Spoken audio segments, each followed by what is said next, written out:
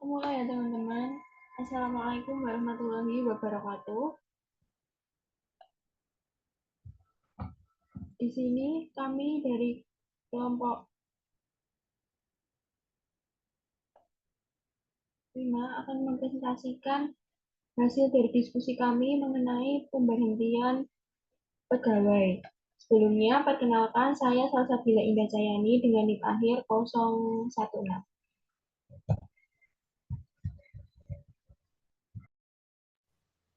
Saya Zanita Ekardita dengan NIM akhir 003.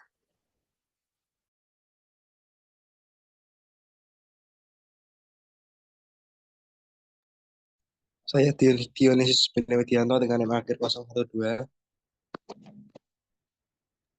Saya Najma Kamila Arifin dengan presensi akhir 009.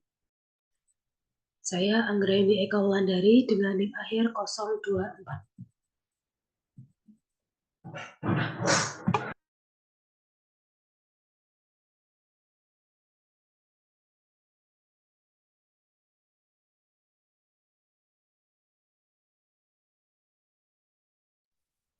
Baik, langsung saja. Pertama itu ada konsep pemberhentian pegawai. Nah, ada definisi pemberhentian pegawai, yakni berdasarkan UU nomor 13 tahun 2003, pemberhentian atau pemutusan hubungan kerja didefinisikan sebagai penghentian hubungan kerja yang terjadi akibat faktor tertentu, yang berakibat pada berakhirnya hak dan kewajiban antara pekerja dan pengusaha. Sedangkan menurut Manulang tahun 1988, istilah pemutusan hubungan kerja itu memiliki beberapa makna. Untuk yang A, itu ada termination atau terminasi, yakni sebagai penghentian hubungan kerja yang terjadi akibat penyelesaiannya atau berakhirnya kontrak kerja yang disepakati antara karyawan dan pihak manajemen. Dalam hal ini, tidak ada kesepakatan atau perjanjian baru yang tercapai antara keduanya. Maka konsekuensinya, karyawan itu harus meninggalkan posisi atau pekerjaan yang sebelumnya dipegang. Untuk yang B, itu ada dismissal atau pemecatan, yakni merupakan bentuk pemutusan kerja yang terjadi karena tindakan pelanggaran disiplin yang dilakukan oleh karyawan, di mana pelanggaran tersebut telah ditentukan dan diatur dalam kebijakan perusahaan. Sebagai contohnya, itu dari tindakan yang dapat mengakibatkan pemecatan mencakup kesalahan serius seperti mengonsumsi alkohol dan obat-obatan psikotropika, terlibat dalam tindakan kejahatan seperti merusak atau menyalahgunakan perlengkapan kerja yang dimiliki oleh pabrik atau perusahaan. Next.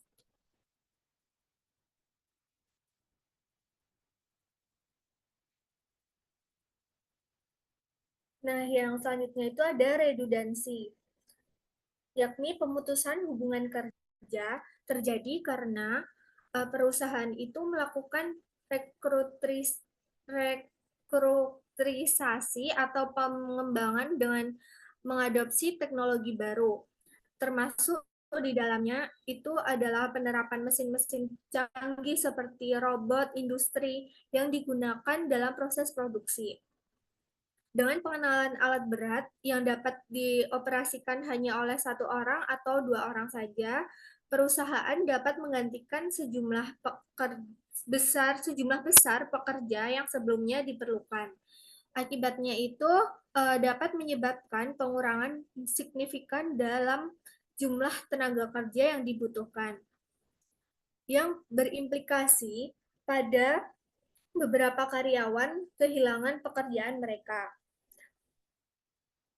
Yang terakhir itu ada retrenchment, yakni pemutusan hubungan kerja yang terjadi sebagai respon terhadap berbagai isu yang berkaitan dengan kondisi ekonomi, seperti resesi yang berkepanjangan atau tantangan dalam pemasaran produk.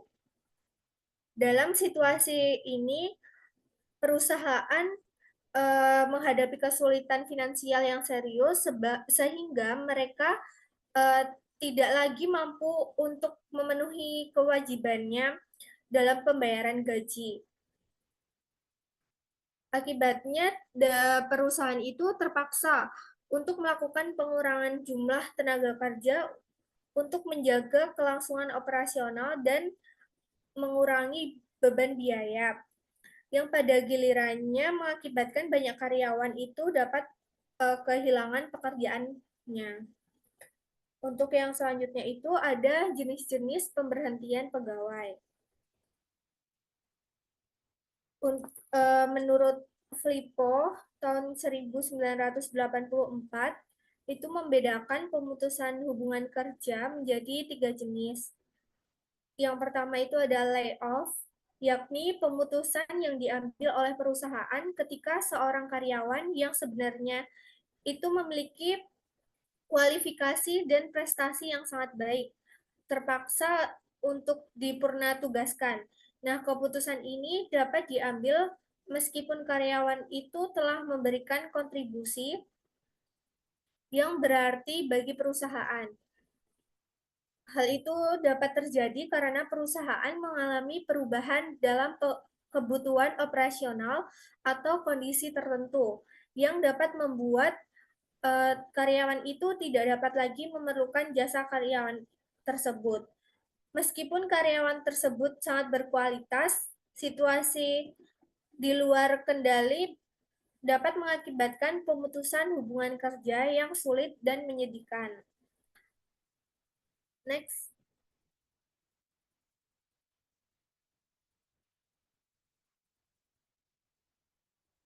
Untuk yang selanjutnya itu ada outplacement. Nah, pada proses pemutusan hubungan kerja ini dapat dilakukan oleh perusahaan dengan tujuan untuk mengurangi jumlah tenaga kerja yang mencakup berbagai jenis karyawan mulai dari profesional, manajerial, hingga pelaksana. Nah, kebijakan ini umumnya dapat diterapkan untuk mengurangi karyawan dengan kinerja yang tidak memadai, yang dapat gaji itu dapat mendapatkan melebihi dari standarnya. Nah, karyawan itu dinilai kurang memiliki kompetensi yang dibutuhkan, serta individu kurang memiliki potensi untuk berkembang dalam posisi yang lebih tinggi di masa depan. Pada pelaksanaan outplacement itu didasarkan pada kenyataan bahwa banyak tenaga kerja memiliki keterampilan yang masih dapat dipasarkan ke perusahaan lain. Dan sejauh mana kebutuhan pasar itu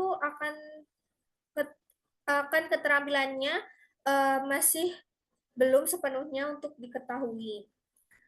Untuk yang terakhir itu ada discharge, yakni tindakan yang sering menimbulkan rasa tidak nyaman, baik bagi karyawan yang terkena maupun bagi perusahaan itu sendiri. Di antara berbagai metode pemutusan hubungan kerja yang tersedia. Nah, tindakan ini itu biasanya diambil berdasarkan evaluasi yang menunjukkan bahwa seorang karyawan tidak memenuhi standar yang diharapkan dalam hal sikap ataupun perilaku dalam bekerja. Hal ini menunjukkan bahwa perusahaan itu merasa perlu untuk melepas karyawan tersebut demi menjaga kualitas lingkungan kerja dan mencapai tujuan organisasi. Keputusan untuk menjalani proses discharge sering menjadi langkah yang sulit, tetapi terkadang dianggap perlu karena agar perusahaan dapat beroperasi secara lebih efektif dan efisien. Next.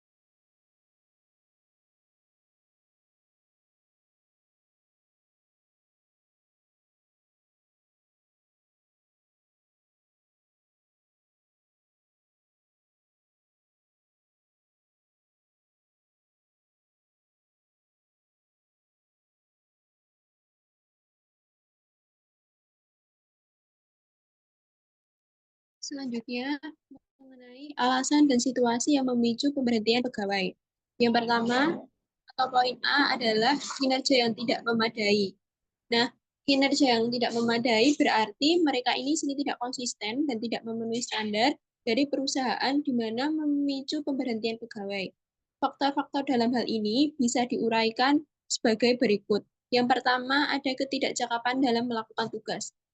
Apabila pegawai tidak mampu melaksanakan tugas yang diberikan secara terus-menerus serta penyelesaian, ditambah mempunyai perilaku buruk yang sering ditujukan kepada pegawai lain, maka perusahaan bisa memberikan surat pemutusan hubungan kerja karena perlakuannya yang seperti itu. Lalu, yang kedua ada ketidaktepatan pemberian tugas dalam masa percobaan. Nah, pada masa percobaan ini, beberapa pegawai sering merasa tugas yang diberikan oleh atasan ini kurang sesuai dengan keahlian maupun minatnya.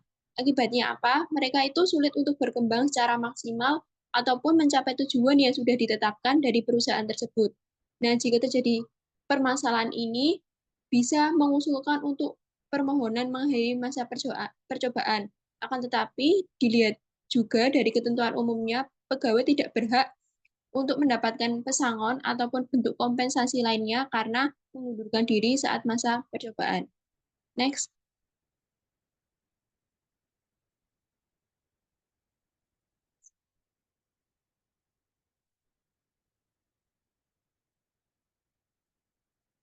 Yang ketiga ada sakit yang berkepanjangan. Nah, jika seorang pegawai itu merasa sakit, biasanya tuh bisa dianggap kinerjanya masih memadai atau tidak memadai. Jika masih memadai, biasanya karena mungkin hanya sakit beberapa hari atau harus memerlukan istirahat. Akan tetapi dalam hal ini, jika pegawai mengalami sakit yang terus-menerus terjadi dalam jangka beberapa bulan, itu bisa mengakibatkan kinerja mereka ini berkurang dalam segi produktivitas. Nah, maka pihak perusahaan itu bisa memberhentikannya jika memang merasa tidak ada upaya untuk mencari jalan solusi. Yang keempat adalah adanya penilaian kinerja pegawai. Nah, penilaian kinerja pegawai ini dilakukan secara konsisten untuk mengatur perkembangan dan pencapaian dari perusahaan. Indikator umumnya seperti kualitas hasil kerja, keefektifan melaksanakan tugas, kedisiplinan, dan lain-lainnya. Nah, penilaian ini guna mengatur perkembangan dan pencapaian dari perusahaan. Jika pegawai selalu mendapatkan penilaian rendah, maka perusahaan bisa memberikan kesempatan untuk memperbaikinya terlebih dahulu. Tetapi sebaliknya, jika memang tidak ada perbaikan sama sekali, maka perusahaan bisa mengambil tindak lanjut dengan pemberhentian pegawai. Next.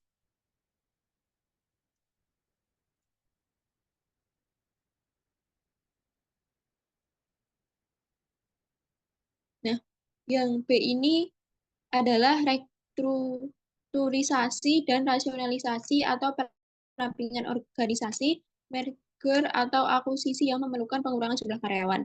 Nah, yang pertama ini saya menuliskan ada redundansi, yakni pemutusan hubungan kerja akibat perusahaan tersebut menggunakan implementasi terhadap teknologi baru.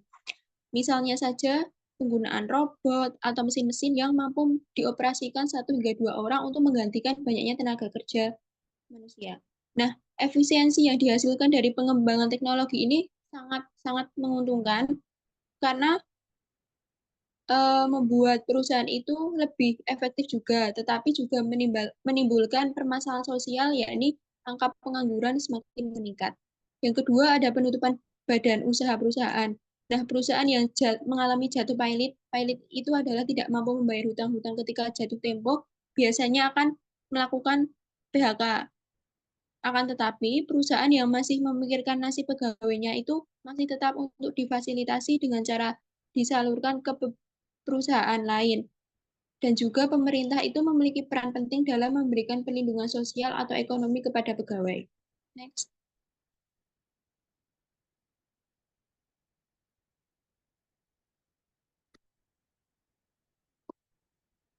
Yang ketiga ada perampingan organisasi. Nah, perampingan organisasi ini adalah upaya perusahaan untuk mengurangi birokrasi atau menyederhanakan struktur organisasi di dalamnya, sehingga meningkatkan efisien dalam menjalankan operasionalnya. Alasan dilakukan hal ini untuk menghilangkan tugas-tugas yang memang tumpang tindih atau mengurangi lapisan manajemen, struktur organisasi, sehingga memudahkan adaptasi dengan adanya pasar maupun persaingan. Nantinya karyawan itu juga lebih fokus dengan tugas inti karena adanya pengurangan birokrasi. Yang keempat, ada merger atau akuisisi. Nah, merger itu artinya penggabungan dua perusahaan untuk menjadi suatu perusahaan yang baru. Sedangkan akuisisi yakni sebuah perusahaan di mana ia membeli perusahaan lain dan perusahaan yang membeli ini disebut juga dengan akuisitor. Sedangkan perusahaan yang dibeli disebut juga dengan target. Sehingga nantinya akan memudahkan perusahaan itu untuk menjadi satu dan lebih rinci. Dampak dari kedua hal ini juga mengurangi jumlah karyawan sehingga sering juga disebut dengan rasionalisasi. Next.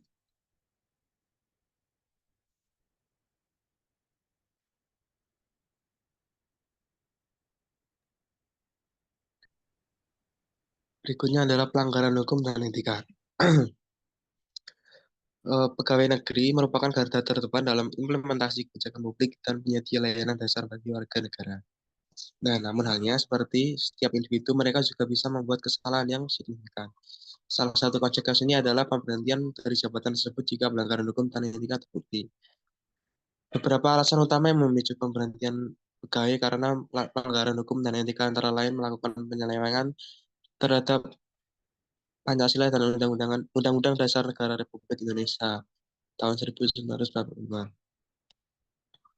yang dimana dihukum penjara atau kurang-kurangnya berdasarkan putusan pengadilan yang telah memiliki kekuatan hukum tetap karena melakukan tindakan pidana kejahatan jabatan atau tindak pidana kejahatan yang ada hubungannya dengan jabatan, serta menjadi anggota partai politik meskipun sudah dibina.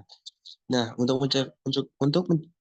mencegah pelanggaran ini, instansi pemerintah perlu menerapkan langkah-langkah preventif seperti memberikan pendidikan dan pelatihan rutin mengenai kode etik profesional, menerapkan sistem monitoring dan evaluasi yang efektif untuk mendeteksi tindakan ilegal serta menyediakan sistem pelaporan yang aman bagi pegawai yang menyaksikan pelanggaran.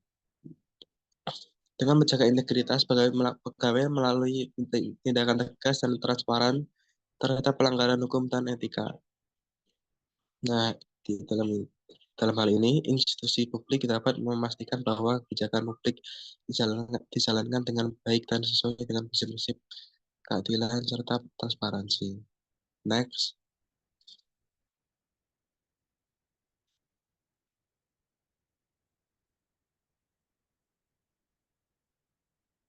Berikutnya adalah pensiun dan pengunduran diri sukarela. Pensiun dan pengunduran diri merupakan dua proses penting dalam karir pegawai yang saling terkait namun memiliki tujuan dan syarat yang berbeda. Yang pertama adalah pensiun. Pensiun ini merupakan jaminan hari tua yang diberikan sebagai penghargaan atas jasa-jasa pegawai selama bertahun-tahun bekerja dalam dinas pemerintah. Syarat pensiun antara lain mencapai usia minimal 50 tahun dengan masa kerja minimal 20 tahun. Diberhentikan dengan hormat karena meninggal dunia, permintaan tersendiri mencapai batas usia pensiun, perampingan organisasi atau kesehatan jasmani atau rohani karena menjalankan tugas kewajiban jabatan. Dan di dalam hal ini, besarnya pensiun pegawai negeri sipil sebulan sebaiknya adalah 75% dan sekurang-kurangnya 40% dari dasar gaji pokok pensiun. Untuk kasus kesehatan jasmani dan rohani karena menjalankan tugas kewajiban jabatan, besarnya pensiun yang diterima adalah 75% dari dasar gaji pokok pensiun. Nah, sebaliknya, pengertian pengunduran diri sukarela ini adalah permohonan berhenti adalah proses di mana pegawai mengajukan permohonan untuk meninggalkan dinas pemerintah atas kehendak sendiri. Syarat pengunduran diri antara lain usia minimal 50 tahun dengan masa kerja minimal 20 tahun dan persetujuan dari pejabat pembina kepegawaian atau PPK. Proses pengunduran diri melibatkan pelaporan yang teliti kepada instansi yang bersangkutan dengan dokumen-dokumen relevan yang mendukung seperti paspor foto warna terbaru, fotokopi surat pemerintah melaksanakan tugas, dan surat keterangan status dan dokumen lain yang diperlukan. Nah, secara keseluruhan, pensiun dan pengunduran diri memiliki tujuan sendiri-sendiri, yaitu menjaga kesejahteraan pegawai negeri sipil serta keluarganya secara keseluruhan. Pensiun sebagai bentuk penghargaan atas dedikasi panjang waktu bekerja, sedangkan pengunduran diri sebagai opsi karir yang dipilih oleh pegawai sendiri. Kedua proses ini penting demi menjaga integritas institusi publik dan memastikan bahwa kebijakan publik dieksekusi dengan baik dan sesuai dengan prinsip-prinsip keadilan serta transparansi. Next.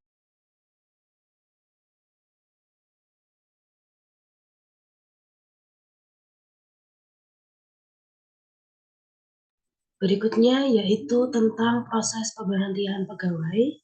Yang pertama, apabila kehendak perusahaan dengan berbagai alasan untuk memberhentikan dari pekerjaannya perlu ditempuh terlebih dahulu, di antaranya yaitu A. Mengadakan musyawarah antara karyawan dengan perusahaan. Hal ini ditujukan agar terjadinya musyawarah dapat meminimalisir miskomunikasi antara pegawai dengan perusahaan dan mampu untuk memberikan solusi ataupun memberikan inti dari permasalahan apabila karyawan ingin berhenti dari perusahaan tersebut. Berikutnya yaitu B, jika dilakukannya musyawarah menemui jalan buntu, maka jalan terakhir adalah melalui pengadilan atau instansi yang berwenang memutuskan perkara. Jadi di poin B ini, apabila pada saat musyawarah antara pegawai dan perusahaan tidak memiliki jalan tengah ataupun tidak menghasilkan, maka dari perusahaan dapat mengajukan perkara ini melalui pengadilan ataupun instansi yang berwenang.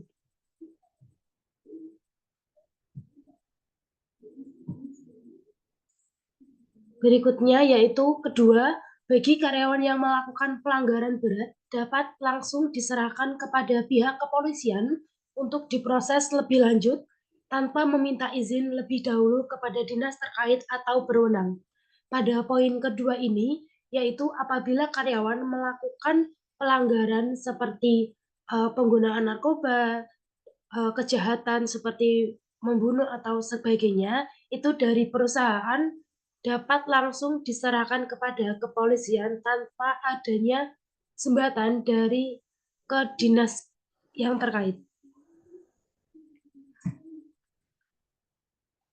Selanjutnya yang ketiga yaitu bagi karyawan yang akan pensiun dapat diajukan sesuai dengan peraturan, demikian pula dengan karyawan yang akan mengundurkan diri atau atas kehendak karyawan diatur dengan peraturan perusahaan dan peraturan perundang-undangan. Jadi pada poin ini yaitu apabila karyawan ingin dinyatakan pensiun ataupun saat waktunya pensiun itu dapat dikehendaki tetapi sesuai dengan peraturan perusahaan dan peraturan perundang-undangan. Dan juga perusahaan harus sesuai dengan undang-undang ketenaga kerjaan.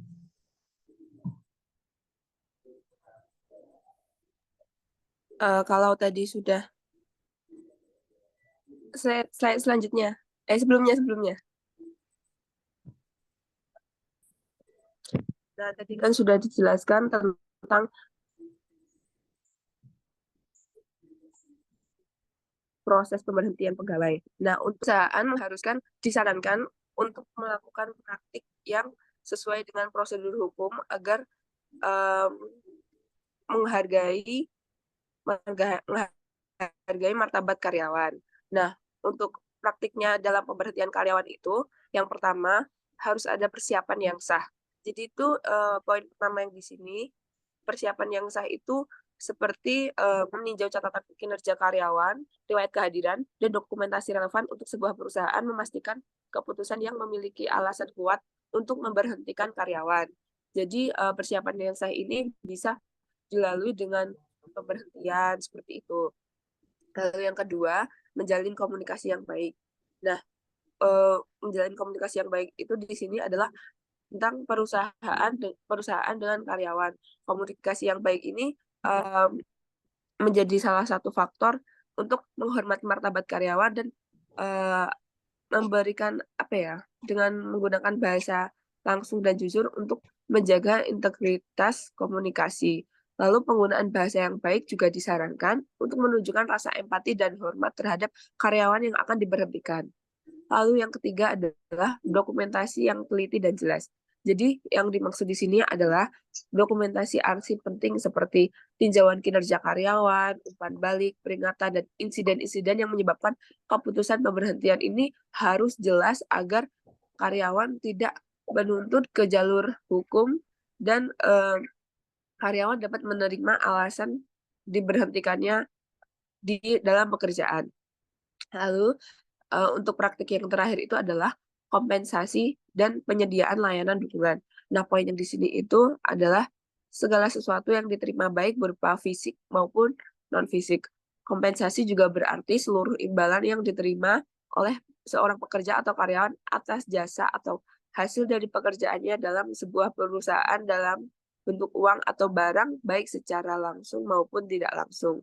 Jadi ini itu kompensasi itu sangat penting dalam praktiknya di sebuah perusahaan karena itu tadi, karena sebagai imbalan untuk pekerja atau karyawan atas jasa atau hasil pekerjaannya, seperti itu. Dan pemberian kompensasi ini juga ada di dalam Undang-Undang Ketenagakerjaan Nomor 13 Tahun 2003, Pasal 2 dan Pasal 3.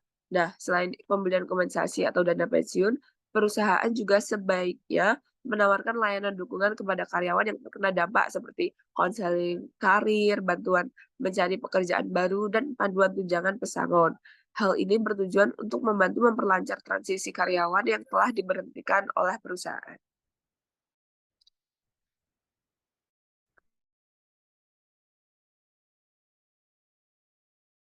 Oke, next.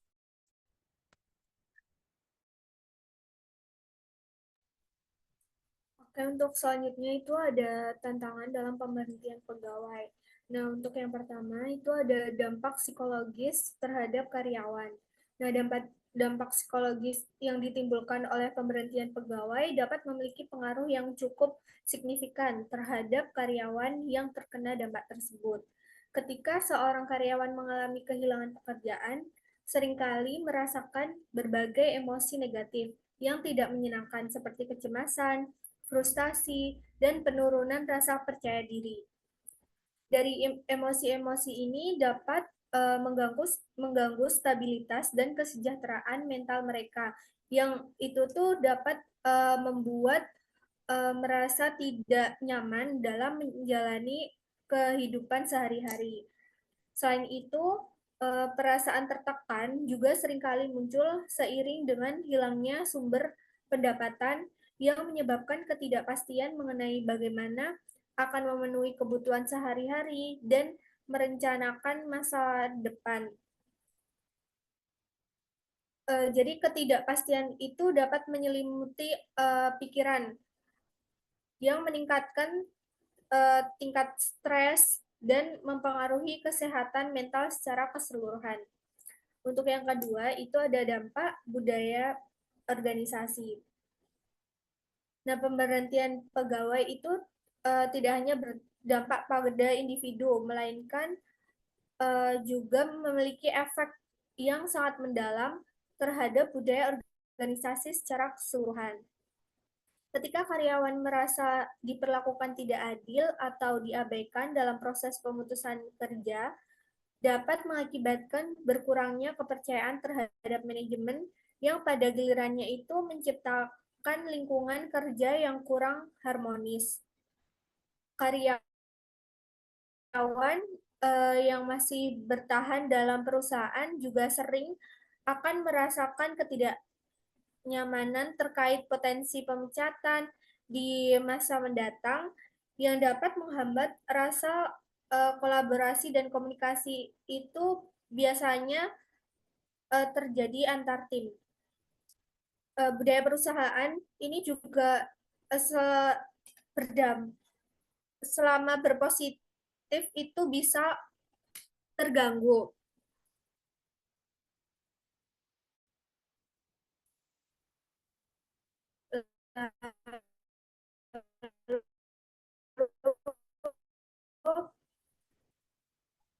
Untuk selanjutnya itu ada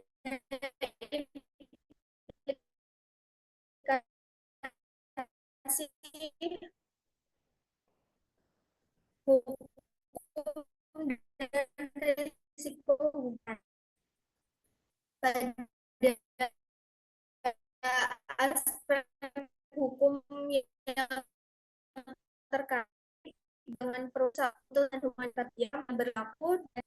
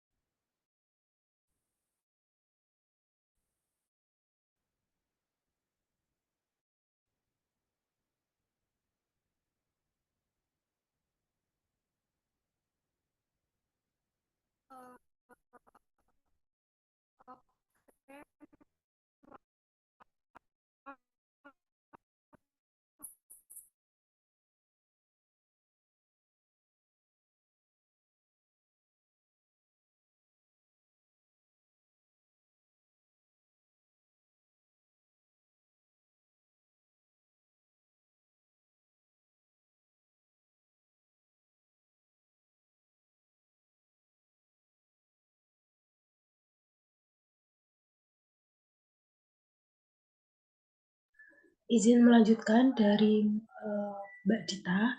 Untuk yang ketiga ini yaitu implikasi hukum dan resiko gugatan. Jadi aspek hukum pemutusan hubungan kerja penting untuk diperhatikan, yaitu pelanggaran regulasi dapat mengakibatkan sengketa hukum, merusak reputasi perusahaan, dan mengalihkan sumber daya. Hal ini dikarenakan juga aspek hukum sangat berpengaruh di dalam suatu perusahaan. Dikarenakan apabila pemberhentian pegawai tidak sesuai dengan Undang-Undang Ketenagakerjaan, maka perusahaan tersebut dapat ditindaklanjuti secara hukum dan mampu mempengaruhi sumber daya yang ada di dalam perusahaan tersebut.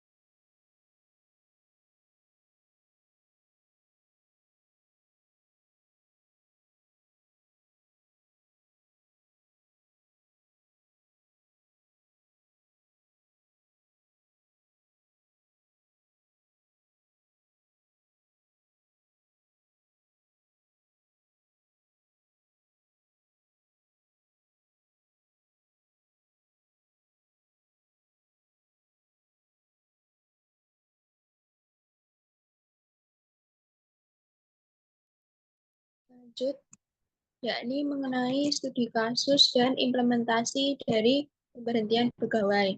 Nah, di sini saya memberikan contoh dari pabrik Sampurna Rokok SKT yang dinyatakan tutup oleh pihak manajemen pada hari Jumat 16 Mei 2014. Nah, para pegawai ini mengalami PHK secara sepihak tanpa ada pemberitahuan terlebih dahulu. Informasi lebih lanjut bahwa saat mereka diminta masuk bekerja, tiba-tiba dilarang masuk di tempat produksi. Setelah itu, pegawai diberikan selebaran pemutusan kerja dan perusahaan akan membayar upah sampai tanggal 31 Mei 2014. Nah, Pemberian pesangon ini hanya 2 bulan ditambah THR yang merupakan menjadi pelanggaran serius dari UU Tenaga Kerja Nomor 13 tahun 2003, di mana seharusnya mereka ini mendapatkan hak-hak masa kerja pegawai. Nah, opsi atau organisasi Serikat Pekerja Seluruh Indonesia ini mengatakan bahwa PHK pada PTHM Sampurna itu sebenarnya hanya akal-akalan. Karena pegawai yang terkena ini sebenarnya karyawan outsourcing yang harian yang tidak mendapatkan jaminan sosial secara jelas. Untuk kembali tersebut, maka sebenarnya bisa diberikan pelatihan. Maka hal ini juga tidak menyelesaikan masalah karena mengganti posisi pekerjaan.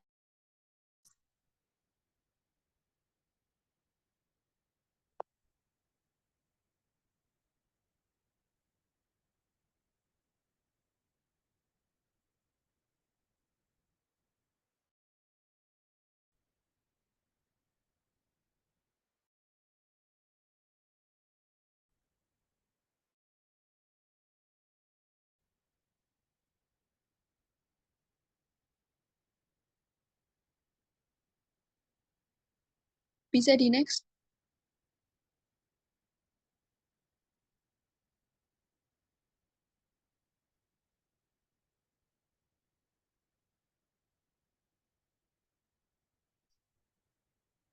Nah, yang kedua adalah pembelajaran dari kasus pemberhentian yang bermasalah tersebut. Berarti pembelajaran kasus dari pabrik Sampurna Rokok tadi adalah perlunya beradaptasi dengan tren pasar. Perusahaan seharusnya bisa berinovasi dan memperbaiki portofolio produk supaya tetap disenangi oleh masyarakat. Mengingat bahwa kemauan masyarakat ini berubah-ubah dan perusahaan tentu harus bisa menyesuaikan. Proses mengelola sumber daya manusia itu juga perlu ditingkatkan melalui penawaran pelatihan ke perusahaan ataupun program lainnya. Bahkan keterlibatan stakeholder juga menambah semua pihak untuk mempersiapkan diri dalam menghadapi perubahan. Next.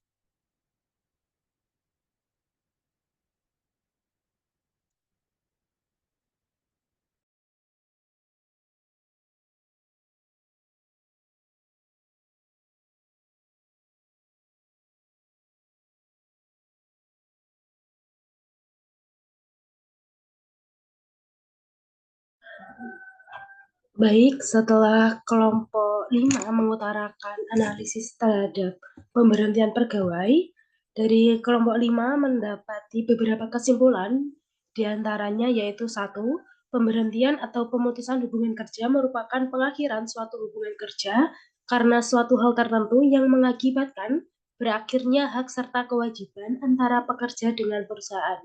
2, alasan pemberhentian pegawai kinerja yang tidak memadai.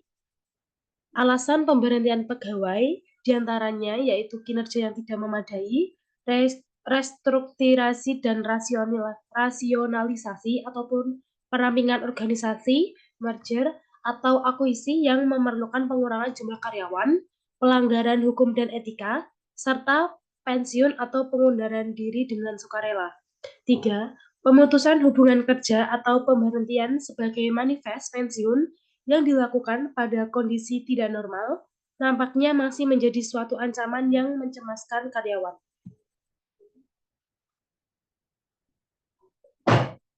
Dan yang keempat, yaitu tantangan yang dihadapi dalam pemutusan hubungan kerja bagi seorang pegawai dapat membawa dampak psikologis terhadap karyawan.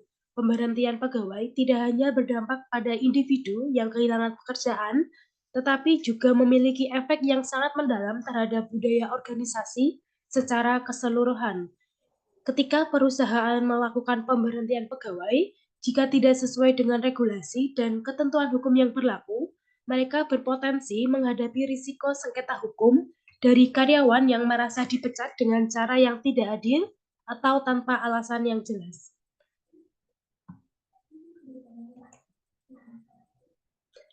Dari kelompok 5 juga merekomendasikan terhadap pemberhentian pegawai yang dapat dilakukan oleh perusahaan.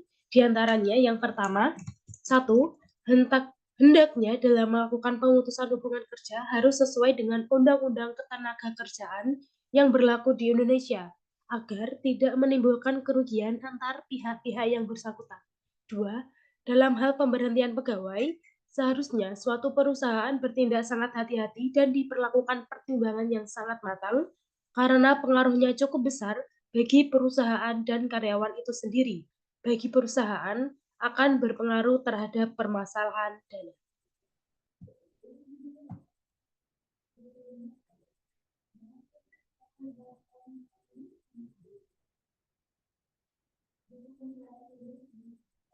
Baik, itulah presentasi dari kelompok 5 mengenai pemberhentian pegawai. Semoga semuanya dapat mendapatkan manfaat dari presentasi yang kami berikan. Saya meminta maaf juga apabila terdapat tutur kata yang kurang berkenan atau kurang saat presentasi berlangsung.